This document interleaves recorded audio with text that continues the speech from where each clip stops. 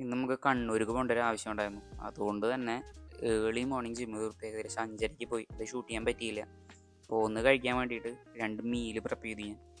പിന്നെ ഒരു ദിവസം ഓഫ് ട്രാക്ക് ആയതുകൊണ്ട് തന്നെ യാതൊരു കുഴപ്പം ഉണ്ടാവില്ല. പക്ഷേ എനിക്ക് ഡയറ്റിൽ നിൽക്കാനാണ് എൻ്റെ പേഴ്സണൽ പ്രിഫറൻസ് ആണത്. നിങ്ങളിങ്ങനെ പോകുമ്പോൾ ഇത്ര ഹെക്ടിക് ആക്കണമെന്നില്ല. ഷൊർണൂരിൽ നിന്നാണ് നമ്മൾ കയറണേ. പോകുമ്പോൾ അത്യാവശ്യം റിച്ച് ആയിട്ടാണ് പോണത്. വന്ദേ ഭാരതിലായിരുന്നു, വേറെ ഒരു വണ്ടി കിട്ടിയില്ല. പെട്ടെന്നായിരുന്നു പ്ലാൻ. അത്യാവശ്യത്തിനൊക്കെ അടിപൊളിയാണ്. അവിടെ 2 മണിക്കൂർ 2.25 മണിക്കൂറിന് എത്തി. സാധാ ട്രെയിനാണെങ്കിൽ ഏകദേശം 4-5 മണിക്കൂറുണ്ട്. നല്ല ഫെസിലിറ്റി ആയിരുന്നു. പിന്നെ കണ്ണൂരെത്തി. ഇവിടെ ആൾക്കാർ മഴ കണ്ടിട്ടില്ലേ തോന്നുന്നുണ്ട്, അത്ര ചൂടായിരുന്നു. ഒരു കാപ്പി കുടിച്ചു.